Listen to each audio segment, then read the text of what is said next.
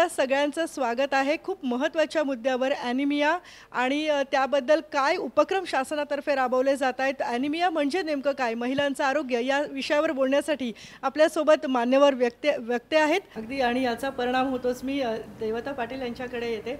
अनेक किशोरवयीन मुलींशी तुमचा रोजचा संबंध येत असतो, तर या ॲनिमियाचा या मुलींवर काय परिणाम होतो, कशा प्रकारे त्यांच्या एकूण शिक्षणावर किंवा पुढच्या करिअरवर याचा परिणाम होतो? खूप महत्त्वाचा प्रश्न आहे. बऱ्याच वेळेला काय होतं, आपण शाळा कॉलेजांमध्ये किंवा घरोघरी पण मुलांकडे असं बघितलं की ह्याचं ना अभ्यासाकडे लक्ष नाही आहे, ह्याला अभ्यासच करायचं नाही. तर आपण जी गोष्ट एखाद्या व्यक्तीच्या त्या बाळाच्या शारीरिक क्षमतेवर अवलंबून आहे त्याला आपण त्याच्या मानसिक क्षमतेवर टाकतो की ह्याची इच्छा नाही आहे. तर आरोग्य आणि इच्छा ह्या दोन वेगवेगळ्या गोष्टी आहेत. इनफॅक्ट मी तर असं म्हणेल की ॲनिमियाचा एक हे म्हणजे की कॉग्निटिव्ह डेव्हलपमेंट ज्याला म्हणतो आपण, मेंदूची विचार करण्याची जी क्षमता आहे त्याच्यावर परिणाम होतो. आणि बऱ्यापैकी आपण त्या क्षमतेला त्या मुलाच्या इच्छेशी जोडतो की ह्याला अभ्यास नाही करायचा आहे. आणि केस आयडेंटिफिकेशन ज्याला म्हणू की ह्या ह्या बाळाला किंवा ह्या मुलाला आरोग्याशी कारणांमुळे त्याला शिकता येत नाही किंवा शिकण्यामध्ये त्रास होतोय, ही जी अवेअरनेस आहे ही आपण वाडीच्या सेविका फॉलिक ॲसिड वगैरे देतातच आहे, पण शिक्षक जे आहेत, शिक्षक त्यांनाही ही केस आयडेंटिफिकेशन ची जी ट्रेनिंग आहे ती देणं गरजेचं आहे की त्यांना कळलं पाहिजे की हा जो प्रॉब्लेम आहे हा ह्याच्या हेल्थशी रिलेटेड आहे. आणि ॲनिमिया आपण एकूणच खूपच लाईटली घेतो घरोघरी. म्हणजे 10 पैकी मला माहीत नाही आकडेवारी काय सांगते, पण 50%हून अधिक तुम्हाला ॲनिमिक सापडतील. आणि स्पेशली जर मोर रुरल यू गो, म्हणजे खाली जितकं जाल तुम्ही ग्रामीण भागांमध्ये किंवा आर्थिकदृष्ट्या जे दुर्बळ गट आहेत तिथे जाल तर तिथे तुम्हाला या केसेस आणखीन जास्त प्रमाणात आढळतील. तर नक्कीच शिक्षणाचा, शैक्षणिक क्षमतेचा आणि ॲनिमियाचा खूप पॉझिटिव्ह कोरिलेशन आहे. अगदी. आदित्य मॅडम, मला तुम्हाला विचारायचं आहे, जसं आपण मगाशी म्हटलं की हळूहळू बदल होताना दिसतोय. शाळकरी मुलींना पूर्वी कळायचंच नाही का थकवा येतोय किंवा का आपल्याला ताकद नाही राहते. आता हळूहळू सजगता येताना दिसते. महिला आरोग्याविषयीच किंवा किशोरवयीन मुलींच्या आरोग्याविषयी, पोषणाविषयीच तुमच्या विभागाचं उद्दिष्ट काय आहे, काय काय कार्य तुम्ही याच्या पुढे ठरवले? एक तर ज्या वेळेला आपण बालकांमध्ये कुपोषणाचा विषय काढतो त्यावेळेला कुठे ना कुठेतरी ते कुपोषण फक्त त्या बालकापुरतं मर्यादित नसतं. त्याची आई जर सुदृढ नसेल किंवा ती जर हेल्दी नसेल तर ती स्वाभाविक आहे की गरोदर असताना ते इम्पॅक्ट्स कुठे ना कुठेतरी त्या बाळावर पण होणार.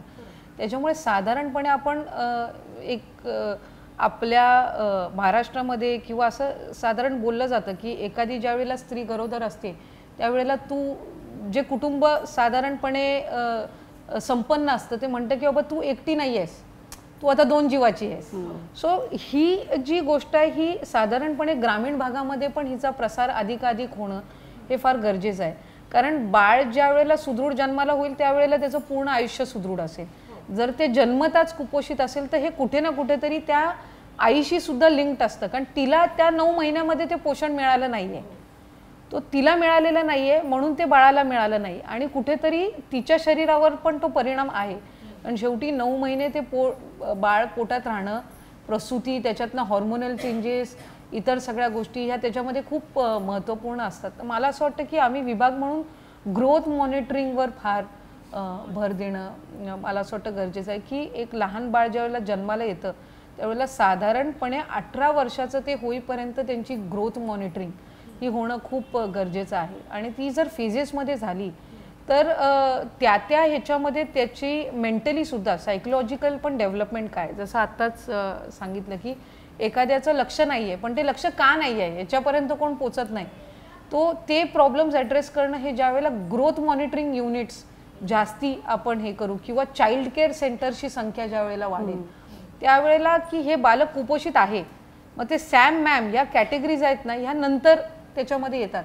पण बेसिकली पहिलं ते आयडेंटिफाय करणं की ह्याच्यामध्ये कुपोषण दिसतंय. सो ते इनिशियल स्टेजला जर आयडेंटिफाय झालं तर मग ते तीव्र कुपोषणापर्यंत जात नाही.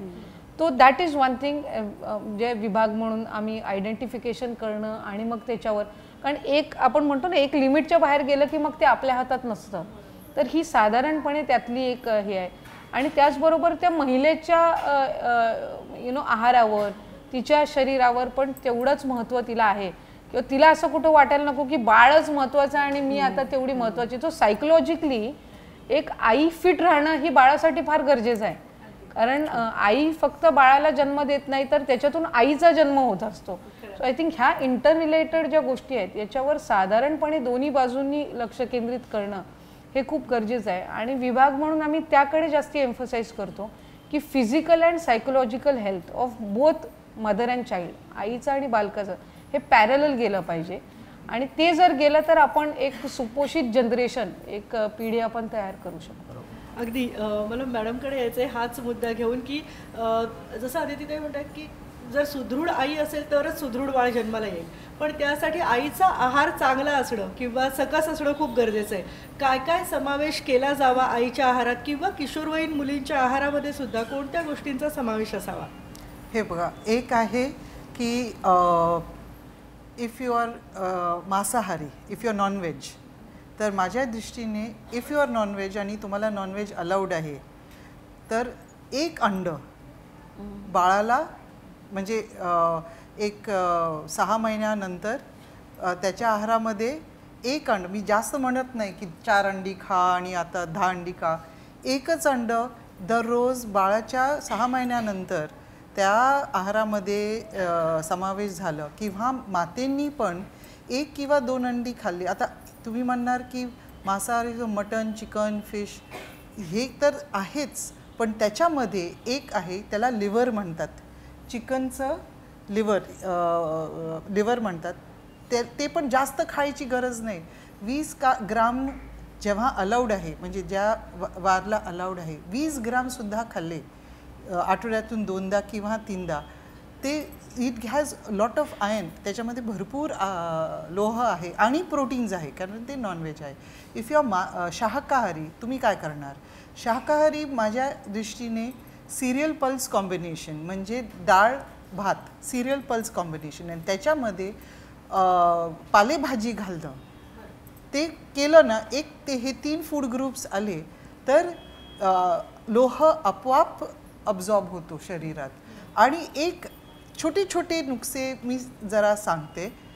सगळे लोक कढीपत्ता खातात, पण दिसलं ना ताटामध्ये ते घेऊन बाहेर फेकून देतात. तर माझ्या दृष्टीने कढीपत्ता महाग नाही आहे आणि काय काय ठिकाणी ते फुकटसुद्धा भेटतं, तर ते कढीपत्ता तसंच सुकत राहतं. तर सुकल्यावरती कुचकरून घेतलं आणि त्याचं पावडर केला आणि मग दे लगा के डाळीमध्ये घाला, भाजीमध्ये घाला, चपातीमध्ये घाला, तुम्हाला जितकं पाहिजे ते वापरा, कोणाचं हिंमत होणार नाही ते काढून बाहेर फेकायला. आणि एक माझ्या दृष्टीने कढीपत्तामध्ये असं म्हणणार की लोह भरपूर आहे, नाही, समप्रमाण आहे, चांगलं आहे. लोह आहे, फॉलिक ॲसिड आहे, फायबर आहे, अजीवनसत्व आहे आणि बाकीचे मिनरल्ससुद्धा आहे. आणि जेव्हा ते ड्राय केलं ना त्याचं कॉन्सन्ट्रेशन वाढतं कारण त्याच्यामध्ये पाणीचं प्रमाण निघून जाते. अजून छोटं नुकसं आहे की सगळे लोक लिंबू वापरतात आणि लिंबू वापरल्यानंतर, रस वापरल्यानंतर ते कुकरमध्ये घालतात, कुकर सफेद करायला. तर ते तिथं न घालता वाट्यावरती, आपल्या वाट्यावरती जिथं आमचं जेवण करतो तिथं एक बाटली घ्यायची, त्याच्यामध्ये थोडंसं मीठ घालायचं आणि वापरल्यावरती त्याच्यात टाकायचं आणि ते मुरल्यावरती त्याचं काही पण करा ना, छोटंसं लोणचं करा आणि तुम्ही साधं डाळ भात खाल्लं, जीवनसत्व तुम्हाला सहज भेटणार, काही न करत. हे माझ्या एकच असतं की आम्ही सगळे बायका आहे की आम्हाला हे सगळं माहिती, आपल्या आजी लोकांना हे माहिती होतं, फक्त आम्हाला त्याचा अंमलबजावणी करायला पाहिजे. अगदी खरं आहे. आणि या छोट्या छोट्या गोष्टी पोचवल्या जात आहेत, आत्ता हळूहळू जागरूकता याबद्दल होतीये. मला प्रशांत सरांकडे जायचं आहे. सर, खूप मोठं जसं म्हणतो आपण जन आंदोलनासारखं स्वरूप याला येत चाललं आहे. या पुढे काय आगामी योजना आहेत जनजागृतीच्या दृष्टीनं किंवा विशेषतः महिला आणि मुलींच्या आरोग्याच्या दृष्टीने? जी, याच्यामध्ये अवेअरनेस जनरेशन तर आपण करतोच आहे. आताच 1 तारखेपासून 1 मार्चपासून आपण पोषण पंधरवडा हा आपण संबंध महाराष्ट्रामध्ये साजरा करतो आहे. त्याच्यामध्ये विशेष करून अमृत आहार योजना जी आहे, जे आताच मॅडमनी सांगितलं की एक अंड असलं पाहिजे, तर शासनाच्या वतीनं एक अंड जे मांसाहारी फॅमिलीज आहेत त्यांच्यासाठी आणखीन 2 केळी जे शाकाहारी आहेत यांच्यासाठी ते आपण अमृतहार योजनेमध्ये घातलेले आहेत. आणखीन ज्या ॲडोलसंट बालिका असतील किंवा मग गरोदर माता असतील यांच्यासाठी ती आपण योजना ही राबवतो आहे. विशेष करून ट्रायबल एरियाजमध्ये जिथे मोठ्या प्रमाणावर आपल्याला सॅम आणि मॅन बालकं सापडतात आणि मॅडमनी सांगितल्याप्रमाणे की माताच या कुपोषित असल्यामुळं किंवा एनिमिया असल्यामुळं त्यांनाच ती बालकं जी आहे ती साहजिक पद्धतीनं ती लो बर्थ वेट होतात. त्याच्यामुळं त्या ठिकाणी आपण या योजना मोठ्या प्रमाणावर राबवतो आहे. सोबतच आपण लेक लाडकी योजना विशेष करून ज्या मुली आहेत मुलींच्यासाठी आणखीन त्यांना सपोर्ट व्हावा म्हणून विशेष करून 18 इयर्सपर्यंतची सपोर्ट व्हावा आणि 18 इयर्स नंतर त्यांना 1 लाख रुपयाची पण आपण व्यवस्था केलेली आहे, जेणेकरून मुलींकडे पण समाजाचं लक्ष जावं, ग्रामीणचं लक्ष जावं म्हणून लेक लाडकी योजना ही आपण इम्प्लिमेंट करतो आणि जवळपास याच्यामध्ये सुद्धा 2.25 लाख मुलींना दरवर्षी आपण ही योजना देणार आहोत. तर एकूणच मुलींच्या आरोग्यासाठी जे ॲडोलसंट गर्ल्स आहेत त्यांच्या आरोग्यांच्यासाठी आणखीन जे ANCs आहेत आणि PNCs आहेत म्हणजे जे गरोदर माता आहेत आणखीन ज्यांचं गरोदरपण झालेलं आहे लॅक्टेटिंग वुमन आहेत यांच्यासाठी परिपूर्ण पद्धतीनं महिला व बालकल्याण विभाग म्हणजे ICDS विभाग आणखीन हेल्थ विभाग हे दोन्ही मिळून आणखीन स्पेशली ट्रायबल एरियाजमध्ये ट्रायबल डिपार्टमेंटच्या सोबत कॉन्व्हर्जन्स करून आम्ही या सगळ्या स्कीम्स मुलींच्यासाठी राबवतो. अगदी एक शेवटचा प्रश्न आहे, विशेषतः तुम्हा दोघींसाठी आहे की प्रबोधन तर यावर सुरूच आहे पण फक्त एकट्या शासनाचं हे काम नाही आहे, तर महिलांच्या बरोबरीने पुरुषांचं प्रबोधन होणं पण तितकंच गरजेचं आहे का आणि ते तुम्ही कसं पार पाडणार आहात? मी दैवता मॅडमना आधी विचारेन आणि मग मुळात आपण ना बऱ्याच वेळेला महिलांचा प्रॉब्लेम असेल की ते पुरुषांना सांगणार की पुरुषांनी हे बघितलं पाहिजे, पण मुळात जी गोष्ट पुरुषांच्या शरीरात होतच नाही आहे त्या गोष्टीची त्यांना जाणीव करून देणे आणि माहिती त्यांना असणं ही अपेक्षा करणंच जरा मला वाटतं की फार होईल. ज्या बायका त्या स्वतःच्या शरीराबद्दल ह्या ज्या माहिती आहे ॲनिमियाशी रिलेटेड ते त्यांना माहिती नाही आहे आणि ती त्यांना जर अवेअर झालं तर मग ते आपण ऑपोजिट सेक्सकडून एक्सपेक्ट करणं जास्त रास्त राहील. पण अर्थातच पुरुषांचं प्रबोधन करणं फार महत्त्वाचं आहे कारण शेवटी मूल जे आहे घरात जेव्हा जन्माला येतं त्याच्याशी रिलेटेड प्रेग्नन्सी हेल्थकेअर वगैरे त्या नवऱ्याचं काम असतं. एक छोटंसं उदाहरण मी देईन. अगदी सुशिक्षित मुंबईत राहणारे एका कुटुंबातलं की त्या बाईचं हिमोग्लोबिन 4 होतं आणि तरी देखील तिच्या नवऱ्याने आग्रह केला की तिला दुसरं मूल व्हायला पाहिजे आणि संभाषणातून मी आता ते नाव नाही घेणार पण संभाषणातून त्या व्यक्तीचं मला म्हणणं की माझी बायको ना सुशिक्षित असून अशिक्षित आहे, तिला ना कळतच नाही, सगळं घरात आहे खायला तरी ती खात नाही. तर हे ह्याच्यातून लक्षात येतं की सुशिक्षित ही नाही तुम्ही पण आहात आणि तुम्हालाही त्या ह्याच्यातून एक अवेअरनेस जो म्हणतो हेल्थ अवेअरनेस त्या गोष्टीवर एक सामाजिक भान आणि पुरुषांवर फोकस करून असणारं एक कॅम्पेन रन करायला पाहिजे. आदिती मॅडम तुम्ही काय? हा मला स्वतःला असं वाटतं की आम्ही महिला धोरण आखत असताना पण तो एक प्रयत्न केला की धोरण महिलांसाठी आहे तर त्याच्यामध्ये पुरुषांचं इक्वल पार्टिसिपेशन असलं पाहिजे. कारण धोरण आपण ह्यासाठीच आखतो कारण आपल्याला कुठेतरी त्याची गरज असते आणि गरज त्याच वेळेला असते ज्या वेळेला कुठेतरी आपल्याला त्याची इनइक्वॅलिटी किंवा इम्बॅलन्स दिसतं. जसं लेक लाडकी योजना आहे ज्याची माहिती नाही दिली की 6 स्तरांमध्ये म्हणजे मुलीच्या जन्मापासून ती 6वीत गेल्यानंतर 8वीत गेल्यानंतर 11वीत गेल्यानंतर आणि 18 वर्षाची पूर्ण झाल्यानंतर एकूण हा जो प्रत्येक फेजमध्ये जो लाभ देण्याचं ती लेक लाडकी योजना ही काय तर कुठेतरी मुलींना शालाबाह्याची संख्या म्हणजे शिक्षणामध्ये कुठेतरी त्यांच्यावर दुर्लक्ष होतंय किंवा कुठेतरी ते इम्बॅलन्स आपल्याला दिसते, इनइक्वॅलिटी ती दिसते. त्याच्यामुळे त्याच्यासाठी किंवा त्यांच्या आरोग्यावर भर देण्याच्या दृष्टिकोनातून हे एक थोडं आर्थिक त्यांचा भार त्या कुटुंबाचा कमी करण्याच्या दृष्टिकोनातून तो योजना जो आहे हा पुश असू शकतो. पण सायकोलॉजिकली मानसिकरित्या त्यांच्यामध्ये बदल होणं किंवा त्यांना त्याची गरज वाटणं की मुलींनी किंवा आपल्या मुलांनी किंवा आपल्या जसं महिला ही शिकली पाहिजे, तिला त्याची जागृती म्हणजे त्याची माहिती असली पाहिजे, हा त्याच्यातला एक अतिशय महत्त्वपूर्ण बाब आहे. आणि मला असं वाटतं की ॲनिमिया असतील किंवा कुपोषण असतील किंवा एखाद्या आपण प्री स्कूलिंग जे आपण म्हणतो, आता सिटीजमध्ये प्री स्कूलिंग का दिली जाते तर तुम्हाला चांगल्या शाळेत ॲडमिशन मिळावं, पण बेसिकली प्री स्कूलिंग ह्यासाठी पण असली पाहिजे की त्याचं लाईफस्टाईल चांगली असावी, लाईफस्पॅन चांगला असावा, बॉडी हेल्थ चांगले असावं. त्यामुळे प्री स्कूलिंगमध्ये साधारणपणे ग्रामीण भागामध्ये आम्ही ह्याच्याकडे लक्ष देतो की जसं आता त्याने म्हटलं की आहार काय असलं पाहिजे. हेल्थ इज वेल्थ उगाच नाही म्हटलं जात, तर तुम्ही हेल्दी असाल तर तुम्ही चांगलं शिकाल, तुम्ही सुदृढ व्हाल. तर या ज्या गोष्टी आहेत या साधारणपणे फक्त एक स्त्री पुरुष म्हणून नव्हे तर कुटुंब म्हणून बघणं हे फार गरजेचं आहे. आणि एव्हरी जनरेशन, प्रत्येक पिढीला ही जाणीव झाली पाहिजे की जे आपल्याला हेल्थवाईज कमी मिळालं ते पुढच्या जनरेशनला जास्ती मिळालं. तर मला वाटतं या गोष्टीकडे कुठे ना कुठेतरी लक्ष केंद्रित करणं, की घरातली सासू असेल तिला वाटलं पाहिजे की माझ्या गरोदरपणामध्ये जे मला मिळालं नाही ते माझ्या सुनेला मिळालं, अँड नॉट अदरवाईज की मला नाही मिळालं ते तिलाही कशाला मिळालं पाहिजे. तर तो न राहता हे मला नाही मिळालं हे तिला मिळावं, म्हणजे तुमच्याच घराण्यातलं जे पुढचं बाळ आहे ते सुदृढ होईल. तर हा एक विचार, याची जनजागृती समाजामध्ये जास्ती प्रमाणामध्ये होणं, याच्यामध्ये शासन आणि ते कुटुंब, कारण आपण एकतर्फी चालत नाही. संस्कार हे जितकं देण्याचं आहे तितकं घेण्याचंही तेवढंच हे आहे. मला वाटतं हे एक टू वे आहे.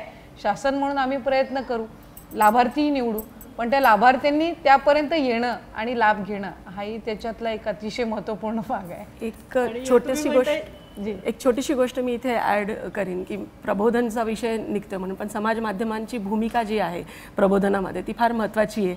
आणि मी बऱ्याच वेळेला असं सांगते की हेल्थ रिलेटेड इन्फॉर्मेशन, आरोग्याची माहिती ही खूप एलिट झालेली आहे. तिला असं सुटसुटीत करणं, सोप्या भाषेत सांगणं हे फार महत्त्वाचं आहे. आणि इथे समाज माध्यमांचा रोल म्हणजे आता एखादी आरोग्य हे मुळातच म्हणजे डॉक्टरची भाषा आहे आणि हे आपल्याला समजत नाही, तर त्याला क्लिष्ट न करता सुटसुटीत करून लोकांपर्यंत पोहोचवणं, मग ती स्त्री असो वा पुरुष, ते जास्त महत्त्वाचं आहे. आणि तिथे I think all media should work on it. महिलांमधील ॲनिमिया आणि त्याचे होणारे परिणाम याबद्दल खूप मोठी चळवळ उभारली जाते. याबद्दल आपल्याला आणखीनही जाणून घ्यायचं आहे, पण एका ब्रेकनंतर.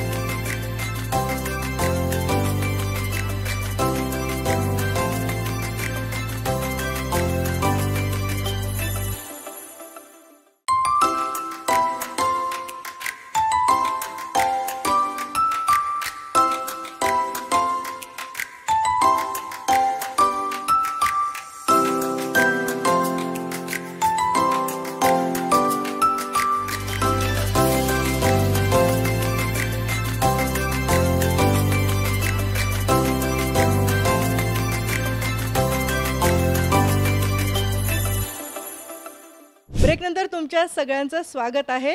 आपल्यासोबत मान्यवर आहेत आणि त्यांच्याकडून आपण महिलांच्या आरोग्याविषयी किंवा महिलांच्या ॲनिमिया या आरोग्य शत्रू असलेल्या या मुद्द्याविषयी खूप महत्त्वाच्या गोष्टी जाणून घेतोय. आणि शासनाचे प्रयत्न खरं तर लोकांपर्यंत पोहोचवण्यामधला सगळ्यात मोठा दुवा हा अंगणवाडी पर्यवेक्षिका असतात. आपल्यासोबत काही अंगणवाडी पर्यवेक्षिका देखील जोडल्या गेलेल्या आहेत. आणि मला तुम्हाला विचारायला आवडेल की जेव्हा तुम्ही प्रत्यक्ष फील्डवर जाऊन काम करता तेव्हा तुमचे अनुभव काय असतात, कारण तुम्ही प्रत्यक्ष लोकांमध्ये मिसळता, महिलांमध्ये मिसळता, तर या महिलांचे प्रश्न काय असतात? नमस्कार, मी चित्रा घडे, पर्यवेक्षिका ब्राह्मणी, प्रकल्प कळमेश्वर, जिल्हा नागपूर. मी आपल्या इथे ज्या अंगणवाडी ताई विविध कार्यक्रम घेतात आणि त्याच्यामध्ये गरोदर माता, स्तनदा माता आणि किशोरवयीन मुलींच्या एनिमियाबद्दल विविध कार्यक्रम घेतात, पोषणाबद्दल विविध कार्यक्रम घेऊन जनजागृती करण्याचा प्रयत्न करतात. या ह्याच्यामध्ये आपण बघतो की कार्यक्रम करत असताना आरोग्य, आहार आणि एज्युकेशन या 3 तत्वांचा उपयोग करून ग्राउंड लेवलवरती त्या काम करतात. त्या काम करत असताना हे 3 फोकस डोळ्यासमोर ठेवल्यामुळे काय होतं की प्रत्येक महिलेचा आरोग्याबद्दलची त्यांची स्थिती जी आहे ती सुधारण्याकरता त्यांचं पोषण हे व्यवस्थित असणं गरजेचं आहे. आणि पोषण व्यवस्थित असण्याकरता त्यांना एज्युकेशनची म्हणजेच त्यांना माहितीची आवश्यकता असते. ह्या 3 इंडिकेटर समोर ठेवूनच आम्ही नागपूर जिल्ह्यामध्ये आता आमच्या इथे सीओ मॅडमनी, आमच्या शर्मा मॅडमनी आरोग्य म्हणून एक संकल्पना साकारलेली आहे नागपूर जिल्हा परिषदेमध्ये. याच्यामध्ये गरोदर मातांची 9 तारखेला, दर महिन्याच्या 9 तारखेला गरोदर मातांची तपासणी, नोंदणी आणि त्यांचं पूर्ण वजन घेऊन BMI वगैरे काढून त्या पद्धतीने त्यांच्यावरती मॉनिटरिंग केलं जातं. आणि प्रत्येक गावामध्ये अंगणवाडी ताई, आशा वर्कर आणि ANM या 3 A चा उपयोग करून प्रत्येक जण आपलं काम व्यवस्थित करतं. आणि कमी वजनाची जर का एखादी माता आढळली तर तिला वेळीच तिला मार्गदर्शन केलं जातं, तिला रेफरन्स सर्व्हिस दिल्या जाते आणि तिला ताबडतोब त्या दवाखान्यापर्यंत पोहोचवल्या जाते, म्हणजे संदर्भ सेवा दिली जाते. दुसरी महत्वाची गोष्ट म्हणजे यांना काउन्सिलिंगचा पार्ट जो आहे तो 2 तारखेला, 22 तारखेला, दर महिन्याच्या 22 तारखेला आम्ही नागपूर जिल्ह्यामध्ये घेतो. तर तिथे सगळ्या प्रकारचं काउन्सिलिंग केलं जातं. त्यांना आहार, आरोग्य, स्वच्छता आणि परसबागेचं महत्व या संदर्भामध्ये केलं जातं आणि प्रत्येकाची जबाबदारी ही फिक्स केली जातं. ह्याच्यामध्ये अंगणवाडी ताईंनी काय केलं पाहिजे, मदतनीसनी काय केलं पाहिजे, पर्यवेक्षिकांनी काय केलं पाहिजे आणि त्याच प्रकारे बालविकास प्रकल्प अधिकाऱ्यांनी कसं मॉनिटरिंग करून पुढे रिपोर्ट नेला पाहिजे. ह्याच्यामध्ये जर का आम्हाला असं काही आढळलं की आरोग्य तपासणीची विशेष गरज आहे, तर त्यावेळी आम्ही मग RH शी संपर्क साधतो आणि मग त्यांच्यापर्यंत पोहोचून रेफरन्स सर्व्हिस देऊन त्या मातेची सुधारणा करण्याकरता प्रयत्न करतो. नमस्ते. मी इंदुमती राठोड, जिल्हा धाराशिव आणि प्रकल्प आमचा तुळजापूर आहे. आता अॅनिमिया मुक्त भारत आपल्याला बनवायचा आहे. तर ह्याच्यामधला जो मेन वयोगट आहे तो खूप महत्त्वाचा आहे. त्यातल्या त्यात बालकं तर आहेच आहेत. त्याच्यानंतर किशोरी आणि त्याच्यानंतर गरोदर आणि स्तनदा माता. आणि महिलांचं अॅनिमियाचं प्रमाण खूप कमी आहे. आमच्या आदरणीय CO सर, मुख्य कार्यकारी अधिकारी धाराशिवचे, मागील 6 महिन्यामध्ये अन्नपूर्णा पाककृती अशा तयार केल्या होत्या. आम्ही 11 पाककृती केल्या होत्या आणि त्याच्यामध्ये कंटेंट असे होते की जे महत्त्वाचे जे घटक शरीराला लागणार आहेत, उदाहरणार्थ लोह, कॅल्शियम, त्याच्यानंतर व्हिटॅमिन्स, अशा घटकाने युक्त अन्नपदार्थ आम्ही तयार केले होते. आणि ही जी पाककृती आहे ती जिल्हा स्तरावर झाली, तालुका स्तरावर झाली आणि प्रत्येक अंगणवाडी स्तरावर झाली. आणि अंगणवाडीमध्ये जेवढ्या काही या आपल्या किशोरी मुली आहेत, माता आहेत, गरोदर माता आहेत, यांच्या समवेत आम्ही या रेसिपी घेतलेल्या आहेत. खूप छान पद्धतीच्या, जर म्हणजे रेसिपी कुठली का असेना, म्हणजे पाककृती ती कुठली का असेना, त्याच्यामध्ये हे जे लोह असणारे जे काही अन्नपदार्थ आहेत किंवा तीळ म्हणा किंवा मग शेंगदाणे म्हणा आणि परत लसूण, कोथिंबीर, शेवग्याचा पाला याचा वापर जास्तीत जास्त करूनच अशा रेसिपी विविध आम्ही बनवल्या आणि प्रत्येक घराघरामध्ये ह्या रेसिपी आम्ही पोहोचवलेल्या आहेत आणि त्याचा उपयोग माता करत आहेत एकदम चांगल्या पद्धतीनं. हा एक उपक्रम आम्ही अॅनिमिया कमी आहे त्या मातांसाठी केलेला आहे आणि मुलांना सुद्धा ह्या उपयोगात आणलेल्या आहेत पाककृती. दुसरं म्हटलं तर समजा एखाद्या गरोदर मातेचा HB कमी झालाय किंवा किशोरीचा झालाय किंवा 15 ते 45 वयोगटातल्या अशा मुलींचा झालाय, ती आमच्यापर्यंत जर आली तर आम्ही सांगतो की तुमच्या घरामध्ये जर जागा असेल तर तुम्ही परसबागा डेव्हलप करा. त्याच्यामध्ये तुम्ही वेगवेगळ्या पालक म्हणा, मेथी म्हणा, कोथिंबीर म्हणा, अशा वेगवेगळे तुम्ही फळभाज्या, पालेभाज्या लावा. आणि तसं मी माझ्या बीटमध्ये काही अंगणवाड्यामध्ये परसबागा चांगल्या पद्धतीनं डेव्हलप केलेल्या आहेत आणि त्याच्यामध्ये आज माझ्याकडं काही अंगणवाड्यामध्ये तर श्याम मॅम, साऊ माऊची सुद्धा बालकं नाहीत, वेस्टेडची बालकं नाहीत, स्टंटेडची बालकं नाहीत आणि ह्याचे पण बालकं नाहीत, अंडरवेटचे सुद्धा बालकं नाहीत. इतक्या चांगल्या पद्धतीनं परसबागा डेव्हलप केल्यामुळं मुलांचं पोषण चांगलं होत आहे. नमस्कार. मी लीना सचिन पवार, पर्यवेक्षिका, सातारा जिल्हा. 2008 सालापासून साधारण मी IYCN ट्रेनर म्हणूनही काम पाहते जिल्ह्यासाठी आणि या विषयातच राज्यस्तरीय प्रशिक्षक म्हणूनही काम पाहते. खरं तर जेव्हा स्तनपान, शिशु पोषण या विषयावर खूप काम करत गेलो, तेव्हा जाणवलं की अॅनेमिया हा खूप बेसिक प्रॉब्लेम आपल्या सगळ्या महिलांमधला आहे आणि बालकांमधला पण आहे आणि त्याच्यावर काम करतानाही हे जाणवलं की उपक्रम विविध स्वरूपाचे घ्यावे लागतात आणि साधारण जशी भौगोलिक रचना एखाद्या बीटची आहे, त्यानुसार उपक्रम बदलतही राहतात. यामध्ये प्रामुख्याने विचार केला तर शहरी भागामध्येही आणि ग्रामीण भागातही किंवा असं आपण म्हणूयात की शिकलेल्या महिलांमध्ये सुद्धा आणि न शिकलेल्या महिलांमधलेही अॅनेमिया हे प्रमाण बऱ्यापैकी सगळीकडेच आढळतं.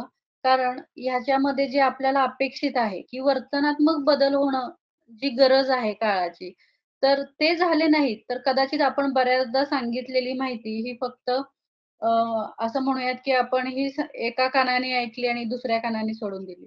तर मला असं वाटतं, की ह्या सगळ्यामध्ये कामकाज करताना आम्ही प्रकर्षाने हा प्रयत्न केला, की जे वर्तनात्मक बदल आहेत, हे सहज होत नाहीत किंवा आपल्या एका उपक्रमातून होत नाहीत. तर सातत्याने त्याचा पाठपुरावा करणं, त्याची नोंद घेणं, त्यांच्या आजची परिस्थिती जी आहे त्याच्यामध्ये काही बदल किती महिन्यात झालेत, काही होतायत का? का नाही होतायत? तर ह्यासाठी मला वाटतं खूप मायक्रो लेव्हलचं प्लॅनिंग लागतं आणि ते करण्यासाठी सातत्याने आपल्याला अंगणवाडी सेविकांचंही वारंवार त्या संदर्भातलं प्रशिक्षण म्हणा किंवा त्यांच्याद्वारे सुद्धा हा पाठपुरावा घेत राहणं, ही मला वाटतं की पर्यवेक्षिका म्हणून खूप मोठी जबाबदारी राहते आपली. ह्या सगळ्या उपक्रमांमध्ये नाहीतर असं होतं, की उपक्रम साजरे होतात. तो सोहळ्याप्रमाणे राहू नये, तर त्याचं प्रत्यक्षात त्या व्यक्तीमधल्या वर्तनामध्ये काय बदल झाले आणि त्याचे काय रिझल्ट आपल्याला मिळतायत. तर हे पाहणं ही पुन्हा आपल्या एक कर्मचारी म्हणून माझी खूप मोठी जबाबदारी आणि त्याचबरोबर सेविकेची अनुषंगाने राहते. ह्या सगळ्यामध्ये स्तनपान शिशुपोषण ह्या विषयात काम करताना हेही मला प्रामुख्याने जाणवलं, की आपल्या सर्व महिलांना काम करताना एक पगडा आहे तो गैरसमजुतीचा म्हणूयात किंवा पारंपरिक जे काही अजून गोष्टी, रूढी आहाराबाबतच्या असो आणि म्हणजे आपण असं म्हणूयात, की ते इतके भिनलेले आहेत, की या रूढी परंपरेवर काम करणं प्रामुख्याने एक मोठी गरज भासली काम करताना. आणि मग हे जाणवलं, की ह्या सगळ्याला फक्त आपण हे खावा, हे खाऊ नका असं सांगत जाण्याने ही काही फार परिस्थिती बदलणारी नव्हती. तर ह्यामध्ये त्यांचा विश्वास संपादित करण्याच्या दृष्टीने सातत्याने ह्या लोकांच्या ग्रहभेटी करणं, माता बैठकांमध्ये गरोदर महिला आहेत यांच्याशी हा संवाद साधणं, की का गर्भावस्थेमध्ये आपण इतकी काळजी घ्यायची आहे? मग हे करताना आम्हाला अजून जाणवलं, की अ, गर्भावस्थेमध्ये तिचं असलेलं कुपोषण हे अजून तिच्या पाठीमागच्या काही काळापासूनचं आहे. म्हणजे ती किशोरी मुलगी होती, तेव्हापासूनच तिच्यामध्ये काही ना काहीतरी कमतरता शरीरामध्ये राहिलेल्या आहेत. त्यामुळं सातारा जिल्ह्याने एक अत्यंत स्तुत्य उपक्रम 2021 सालापासून चालू केला, तो म्हणजे मिशन धाराऊ. मिशन धारावी ही चळवळ सुरू केली ही म्हणजे प्रामुख्याने भर याच गोष्टीवर दिला गेला, की जन्मणारं प्रत्येक बाळ आणि गर्भावस्थेपासून असलेली त्या मातेची परिस्थिती ही इतकी चांगली असली पाहिजे, की जन्माला येणारं बाळ कुपोषणामध्ये जाऊ सुद्धा नये आणि जी गर्भावस्थेमधली पण महिला आहे, तिला केवळ तिचीच परिस्थिती नाही, तर तिच्यासोबत तिच्या पूर्ण कुटुंबाचा, तिच्या पतीचा, या सगळ्यांचा सहभाग घेऊन तिच्या आरोग्याच्या समस्या कशा आपल्याला चांगल्या प्रकारे हाताळू शकू आपण. नमस्कार सगळ्यांना. मी सुखदा अभय पाराशरे, पर्यवेक्षिका, इगतपुरी प्रकल्प, जिल्हा नाशिक. तर मी आदिवासी भागात काम करते. तर आमच्याकडे बऱ्यापैकी मोठ्या प्रमाणात अॅनिमिया ही समस्या मला आढळून आली. तर या समस्येसाठी जसं आपण पोषण अभियानामध्ये आपल्याला आहे, की दरवर्षी 2% ने आपल्याला अॅनिमिया कमी करायचा आहे. तर तो कमी करण्यासाठी आधी आपल्याला फिगर्स माहीत पाहिजे. तर त्याच्यासाठी आम्ही एक ड्राईव्ह राबवला. तर त्याच्यामध्ये आम्ही चेकिंग केलं. तर बऱ्यापैकी आपल्याला 7, 8, 9 इथपर्यंतच आपल्याला एच-बी आढळून आलं. तर मग जसं मॅडमनी सांगितलं त्या पद्धतीने आम्ही वर्तवणुकीचे बदल करण्यासाठी प्रयत्न केला. जसं आपण बघतो की गरोदर मातांकडे आम्ही विचारलं त्यांना, की "तुम्ही काय खाल्लं सकाळपासून?" तर त्या सांगतात, की "काही नाही, चहा पिले." पहिला चहा, मग दुसरा चहा, मग एवढं मोठं काम. त्यानंतर सगळं झाल्यानंतर ती कधीतरी 2 वाजता वगैरे जेवण करते. तर आम्ही अगदी त्यांच्या सुरुवातीला अगदी त्यांच्या किचनमध्ये जाऊन सकाळी उठल्यावरती त्यांनी काय खावं, किती खावं, कसं खावं, इथपासून आमच्या अंगणवाडी सेविका आशाताई यांनी घरामध्ये चार्ट लावले. ज्याचे आम्हाला खूप चांगले इफेक्ट आम्हाला दिसून आले. तर आहारामध्ये मग आम्ही सगळ्यात आधी त्यांचं चहा तुम्ही घ्या ओके, पण चहाचं प्रमाण आम्ही त्यांचं कमी केलं. जिथे 4 कप चहा होता, आता कसं व्हायचं की पाहुणे आले, चहा घेतला. चहामुळे खूप मोठ्या प्रमाणात अॅनिमिया होतो, ते बघितलं. जेव्हा आपण अर्ली रजिस्ट्रेशन करतो, at the time of registration आम्ही त्यांना आपली जी जनताची गोळी आहे, तिथपासून सुरू केलं त्यांचं. जनताची गोळी दिली त्यांना. त्यानंतर त्यांना IFA टॅब्लेट्स व्यवस्थित त्या घेता आहेत की नाही यासाठी कंटिन्यू त्यांचा फॉलोअप घेतला, काउन्सिलिंग केलं. ते किती महत्वाचे आहेत ते बघितलं. जसं आम्ही गरोदर मातांचं बघितलं त्याचप्रमाणे जेव्हा तिची डिलिव्हरी झाली, डिलिव्हरी नंतर सुद्धा ती त्या गोळ्या 6 महिने कंटिन्यू तिने खाव्यात यासाठी सुद्धा आग्रह धरला. यासाठी जेव्हा आम्ही CBE कार्यक्रम किंवा अंगणवाडीमध्ये जे लसीकरण सत्र असतात, त्या सत्रामध्ये सुद्धा स्तनदा मातांनी गोळी खाणं हे गरजेचं आहे याबद्दल बघितलं. आमच्याकडे परसबागेचे खूप मोठ्या प्रमाणामध्ये आम्ही ड्राईव्हज घेतले.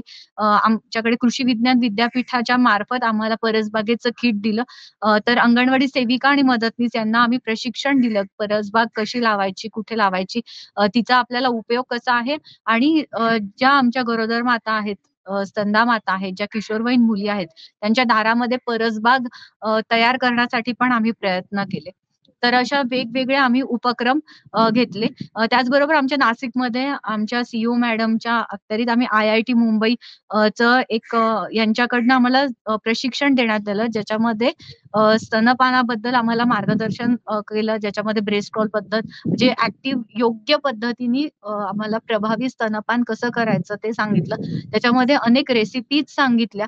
या रेसिपीजमध्ये आम्हाला सांगितलं आहे, की नॉर्मल जे आपण आता दळण करायचं तर दळण आपण गहू आणतो, ते दळतो. तर त्यांनी त्याच्यापेक्षा सांगितलं, की काही महत्त्वाचे जर तुम्ही थोडे वर्तणुकीत बदल केले, जसे आहार म्हणजे जो आपण अंकुरणे, त्याच्यामध्ये भाजणे आणि आंबवणे ह्या जर गोष्टी प्रक्रिया जर करून आपण ते अन्नपदार्थ खाल्ले, तर त्याचं पोषण मूल्य अधिक प्रमाणामध्ये वाढतं.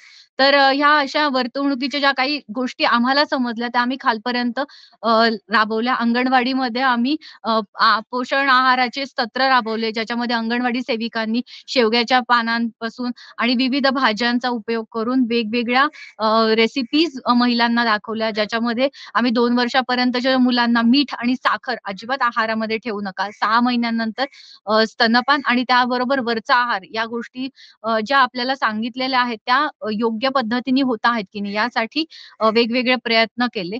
आणि यामध्येच आम्ही जसं किशोरवयीन मुलींसाठी सुद्धा कंटिन्यू अंगणवाडी मध्ये सत्र आयोजित केले. या सत्रामध्ये त्यांचं वजन, उंची घेणं, त्यांचं HB बघणं, त्यांचं BMI आणि मी आता बघितलं की मुली शाळेमध्ये जातात, ज्या 8वी, 9वी, 10वीच्या ज्या शाळेमध्ये जातात, शाळेमध्ये त्यांना आहार मिळतो, मान्य आहे. पण आल्यानंतर आम्हाला हे नको, ते नको, हे खूप मोठ्या प्रमाणात चाललेलं आहे किंवा त्यांना मॅगीच खायची असते. तर त्यांना आम्ही सांगितलं की आपल्याकडे जे पूर्वापासून चालत आलेलं आहे, की जे आपल्याला गूळ, शेंगादाणे, फुटाणे, लाडू जे आपण पूर्वीपासून खातो, ते जे पूर्वीचं होतं ते सगळ्यात बेस्ट होतं आणि आता आपण जे पण क्विक बनवतो त्याच्यामध्ये पोषण मूल्य खूप कमी असतात.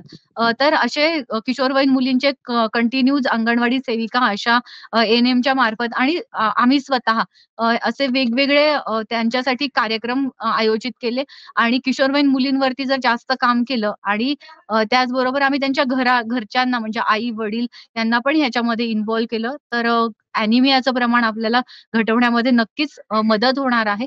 खरं तर खूप महत्त्वाचा विषय आहे हा आणि या अत्यंत महत्त्वाच्या विषयावर तुम्ही सगळ्यांनी येऊन खूप मोलाचा तुमचा वेळ दिला. विशेषतः आदिती मॅडम, तुम्ही अधिवेशनामधून येऊन आवर्जून या गोष्टीसाठी वेळ दिलात, याबद्दल खूप खूप मनापासून तुम्हा सगळ्यांचे आभार. कारण ही केवळ एक मोहीम नाही आहे, हा केवळ एक उपक्रम नाही आहे, तर सुदृढ माता सुदृढ बालक हे एक जन आंदोलन आहे, ही एक जन चळवळ आहे आणि त्यामुळे शासनाचे प्रयत्न जितके आहेत तितकाच आपलाही सहभाग त्यामध्ये हवा आहे। त्यामुळे या कार्यक्रमाच्या माध्यमातून आम्ही सगळ्या महिलांना विनंती करतोय की शासनाच्या प्रयत्नांना, त्यांच्या उपक्रमांना तुम्ही सक्रिय साथ द्या आणि त्यांच्या उपक्रमांमध्ये सहभागी व्हा।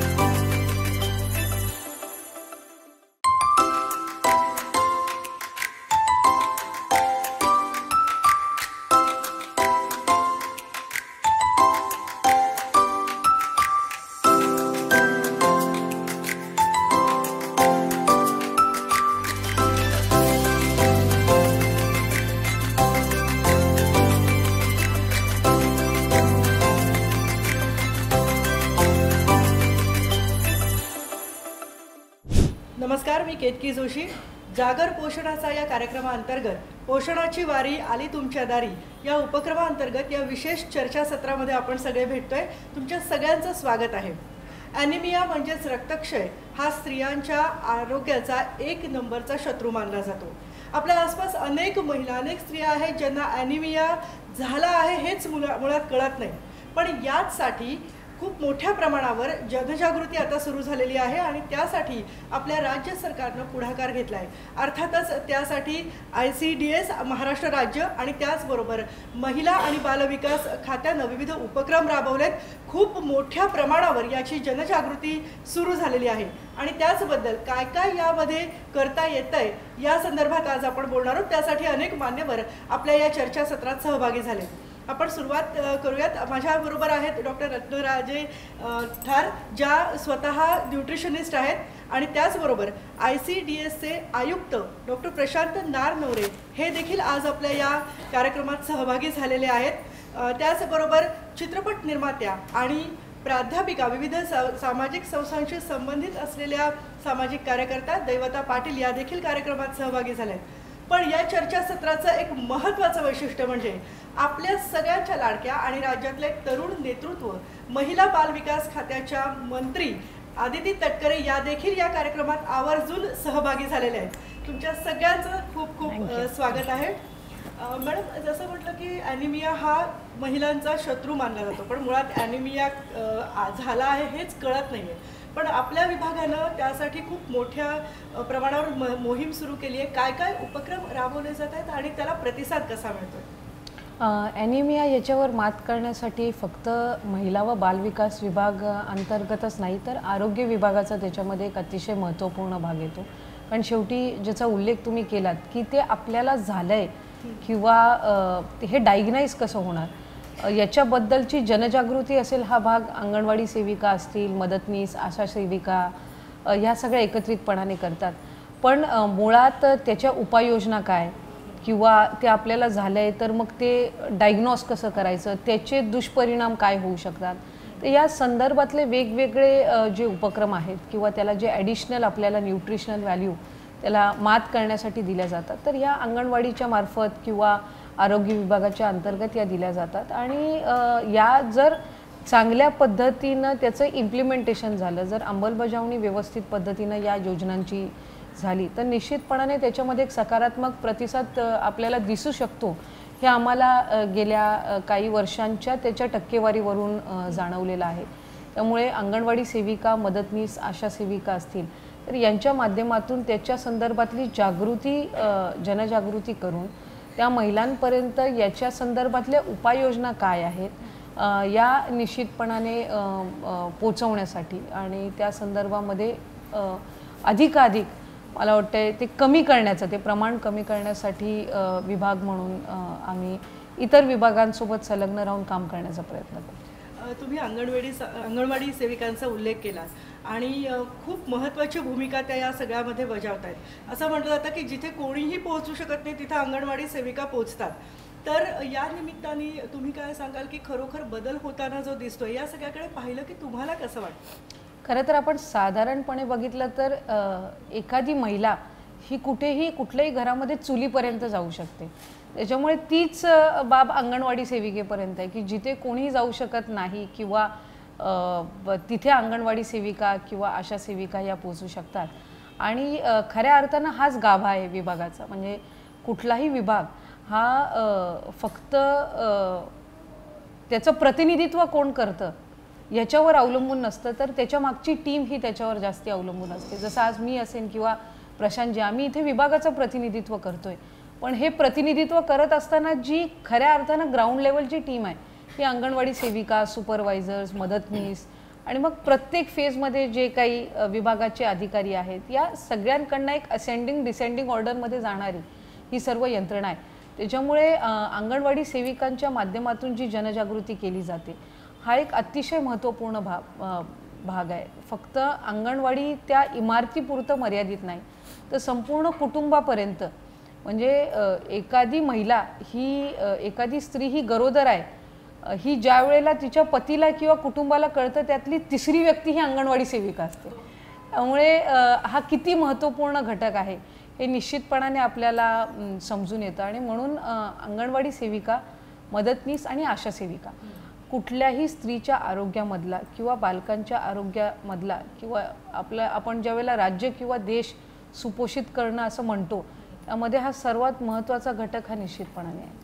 अगदी मी प्रशांत सरांकडे असं जसं आदिती मॅडम म्हटलं की सगळे विभाग एकत्रितरित्या यासाठी काम करतायत, सुपोषित देश करणं किंवा महिला आरोग्यविषयक सक्षम होणं. कोणकोणते विविध उपक्रम तुमच्या विभागातर्फे यासाठी राबवले जात आहेत, विशेषतः ॲनिमियाबद्दल जनजागृती व्हावी यासाठी? ॲनिमियाच्या जनजागृतीसाठी महाराष्ट्रामध्ये टास्क फोर्स निर्माण केलेली आहे. जसं सन्माननीय मंत्री महोदयांनी सांगितलं की इंटर डिपार्टमेंटल कोऑर्डिनेशन याच्यासाठी महत्त्वाचं आहे आणि त्या टास्क फोर्समध्ये आयुक्त हेल्थ सर्व्हिसेस आणि आयुक्त ICDS हे दोन्ही असतात. सोबतच केंद्र शासनाच्या माध्यमातून याच्यामध्ये ज्या ग्रँट्स आपल्याला प्राप्त होत आहेत अवेअरनेस जनरेशनसाठी, डायग्नोसिससाठी आणि आयर्न फॉलिक ॲसिड किशोरवयीन मुलींना देण्याच्या संदर्भामध्ये अंगणवाडी सेविका असतील, ANM असतील आणि आशाताई असतील यांच्या माध्यमातून हे खाली दिल्या जातं. सोबतच नुकतंच एक मेमोरँडम ऑफ अंडरस्टँडिंग आपण साईन केलेलं आहे. देशामध्ये 5 जिल्हे सिलेक्ट केलेले, त्याच्यामध्ये एक जिल्हा गडचिरोली हा आपण सिलेक्ट केलेला आहे. आणि आयुष याच्या माध्यमातून ज्या ट्रेडिशनल मेडिसिन्स आहेत त्या देऊन कशा पद्धतीनं आपण जे एनिमिया आहे हे कमी करू शकू याच्या संदर्भानं ICMR हे सुद्धा रिसर्च करते आहे. आणि नुकतंच केंद्रीय मंत्री महोदयांनी सुद्धा त्याचा उद्घोष केलेला आहे दिल्लीमध्ये. तर एकूणच आपल्याकडे ज्या 1,10,000 अंगणवाड्यांमध्ये आपल्या अंगणवाडी सेविका आणि अंगणवाडी मदतनीस जवळपास 2.5 लाख लोकांची फौज आमची संपूर्ण महाराष्ट्र राज्यात आहे आणि त्यांच्या मदतीनं आम्ही घरोघरी पोचतोय.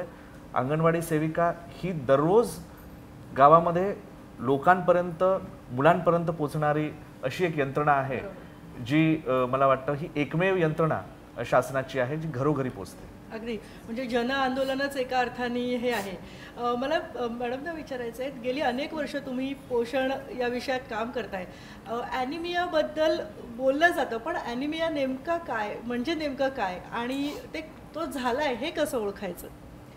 हे बघा, अनिमिया हे शब्द हिमोग्लोबिन संबंधित आहे आणि हे हिमोग्लोबिन काय आहे हे पहिलं समजायला पाहिजे.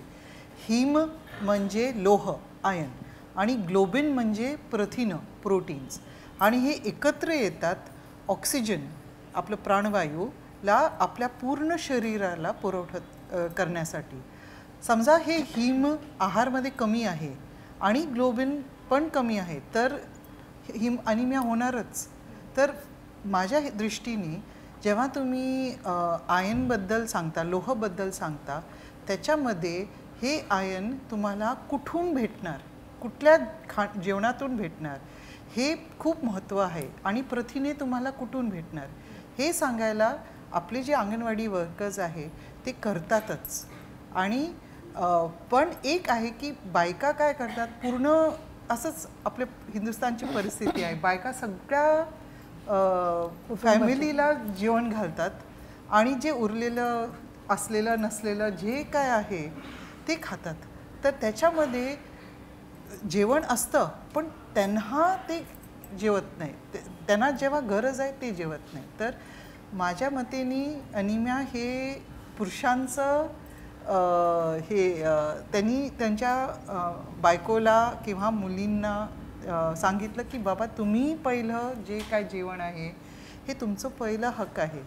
ते अनिमिया जेवण काय आहे, जेवणमध्ये पालेभाजी वगैरे सगळं असतात, पण बायकांना ते म्हणतात आपलं हे आहे की आम्ही अन्नदाता आहे, आम्ही पूर्ण फॅमिलीला पहिलं देऊ मग आम्ही जेवू, असं वाटतं. या चर्चासत्रामध्ये आपण आणखीही मुद्दे जाणून घेणार आहोत, पण एका ब्रेक नंतर.